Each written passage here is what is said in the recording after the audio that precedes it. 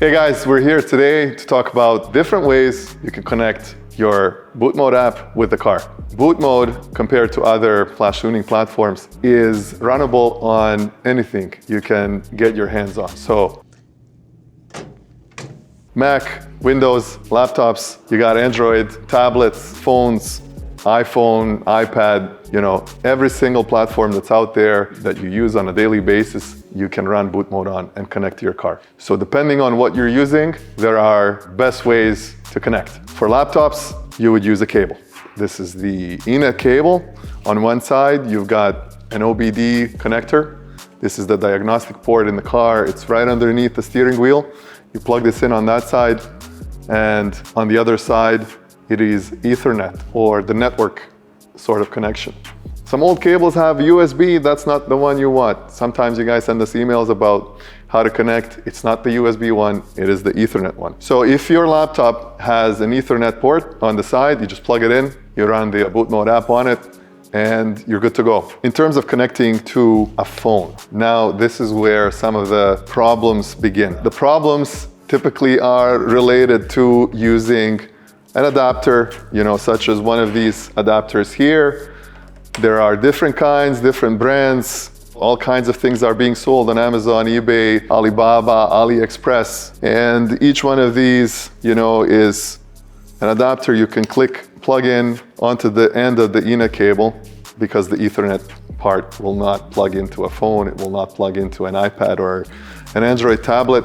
So in order to go into one of these, you need an adapter. So the most problems happen on iOS when a person buys one of these and doesn't know exactly what they're buying. They see an Ethernet, connection on one side, and they see the iPhone, whatever it's called. What is it called? I always forget this thing.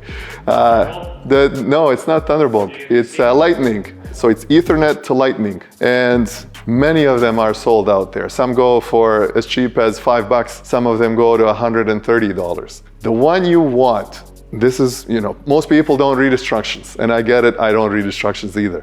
But if you're getting an adapter and you'll be using it with your iPhone or your iPad, you have to make sure that your adapter is what's called Apple MFI certified. And if it isn't, you may get a connection.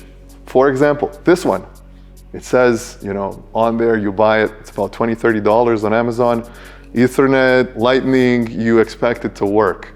You plug it into your ENET cable, you go in the car, you hook it up with the phone, boom, connection comes up. What happens? 10 seconds later, your connection goes away. You try to flash, it's saying vehicle not connected. The issue is Apple has certain restrictions as of iOS 15 that was released a while back, and you need an Apple MFI certified adapter in order to keep that connection stable. So this one will not work, but it's still being sold on Amazon.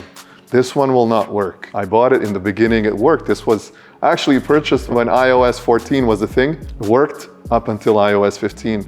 Started getting spotty after that. This one is an MFI certified adapter. It works. This one is from Belkin. Belkin is at the Apple Store. Anything you buy at the Apple Store will work with your Apple device. So typically, if you want to be 100% sure, they're not the cheapest adapters, and if you really are set on using the cable with your phone, you will want to get, one of these at the Apple Store.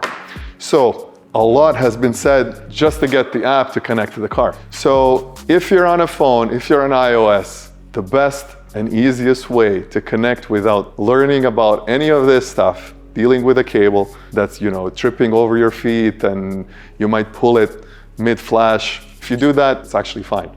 You can just reflash again. So there's recovery and all of that stuff. But it's annoying. You end up wasting time and you don't know why it's showing you that it's connected and then it's not connected, and very frustrating, can make you lose hours upon hours in troubleshooting a simple, flashing the car thing that you're trying to do. Maybe you're on a dyno and you're wasting 2-3 hours trying to connect, and meanwhile, you're using an adapter that doesn't work anymore. It used to, but it doesn't anymore. So on a phone, you want to use one of these. And what is this? This is the boot mode Wi-Fi adapter.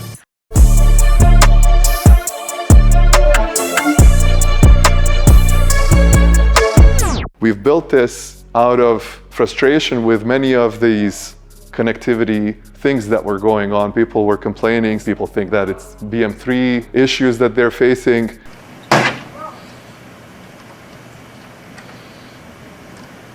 Meanwhile, they use something else out there to connect for diagnostics, and they connect immediately. Why? Because they used Wi-Fi to connect. They didn't use a cable, or they didn't use that adapter. So in all of this, sea of issues that people typically have connecting, in 99% of the situations, they're using an iOS device and they're using some non-Apple MFI certified adapter. So to get rid of all of those issues, you would basically use a Wi-Fi device. There are different kinds out there. You can get a generic Wi-Fi adapter. It'll work, just fine. They're a little slower though. And number two, we've made our adapter the most compatible. It has the highest connection success with your car when using our app. Not only that, the new adapter also supports all these other apps, out there that people typically use to flash transmissions, to do coding. So all of that is supported. In addition, the Wi-Fi adapter is upgradable over the air. So anytime we have either a bug fix, which should never happen. No software company has bugs, they're bad. So if there's a bug, or if we have a new feature to update the firmware on the adapter, it's really easy. You do it through the app. The app will detect that it's some lower version of firmware on it, and you can update it right from the app. There's no need to send it anywhere or anything like that. So if you're on iOS and you plug this BM3 Wi-Fi adapter or any generic adapter, in terms of connectivity, you would plug this in, you would see BM3 net, that's our Wi-Fi network. It'll come up, you go into your settings on your phone, your Wi-Fi settings, you connect to BM3 net. If you do nothing else, it'll take about 30 seconds for the connection with the car to show up in the app. This is just, network connectivity on the phone and stuff happening. It has nothing to do with our app. You can actually go an extra step and go into the settings, take a look at the network IP and these things. You can also look at the user guide on our wiki that explains all of these steps. But you can take the settings out of your Wi-Fi network that were assigned, change it from DHCP to manual or from automatic to manual, copy those over, and next time you connect, your connection will come up instantly. So you plug this in, you connect to the BM3 net, and because you pre-configured those settings, it'll just come up immediately. There's no waiting. If you're using the BM3 Wi-Fi adapter with an Android device, every company has a mind of their own, how they package up Android, what features they include, what features they exclude. In terms of operating system, they customize things. So on Androids, it's like the Wild West. You don't know what this device is going to support, and then you walk over to use another tablet and now it doesn't work. The same identical thing that worked on a Samsung tablet or a Samsung S21 to S22 phone now doesn't work on Huawei or whatever else you might be using. So what is the issue? The issue is it has to do with basically manufacturers supporting networking and Wi-Fi stuff in their own ways. It's not a closed system like iOS. They do things always in the same way on the Apple side. On the Android side, it is a different story. Some Android devices, especially newer ones, on Android 10 and up, you can connect the BM3 Wi-Fi adapter to the car, BM3 net comes up, you connect to it, and what will happen by default, if you haven't configured anything custom, default settings will connect your phone and the app to the car. You'll see the connection come up, but Androids disable your mobile data connection, so you lose your internet connection at that time. Boot mode is cloud-based, so in order to flash your maps, they have to be in the phone. So before you connect to the car, simple step, you go into the app, you download the maps that you need to flash, then you connect to the car from your Android phone, and you simply flash what you downloaded. Super simple. If you forget it, the new app that we have coming will tell you that you need to download the map before you actually try to flash it. We've actually gone the extra step with our BM3 Wi-Fi adapter to support special features in some of the apps that are out there. Most of the apps that are out there will actually be okay with a generic adapter. Some of them, like XHP that you use to flash transmissions. On Gen 2 BMWs, the unlock process and the initial install and the final uninstall of the software requires a special mode out of the Wi-Fi adapter. So if you have one of those generic Wi-Fi ENET adapters, they will not let you install your transmission flash on your G80 or your Gen 2 B58 or your Supra because of that extra step. So we've actually worked with XHP to add the protocol required. It's called CANBUS. They have direct connection to the CANBUS using KWP 2000 protocol. You don't have to have multiple adapters with you. You get one adapter. It'll support both modes of programming your car and your engine and your transmission. It's all one place and easy to use.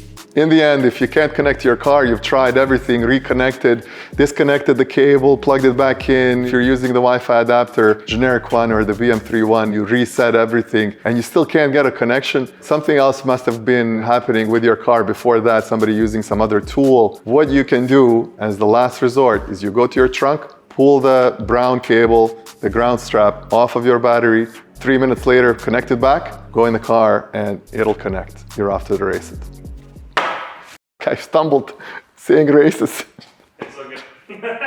So one more thing we forgot to mention is that the BM3 Wi-Fi adapter will not trigger your alarm and it'll actually be nice on your battery. It goes down to 20 milliamps, so it's all good. You can leave it plugged in.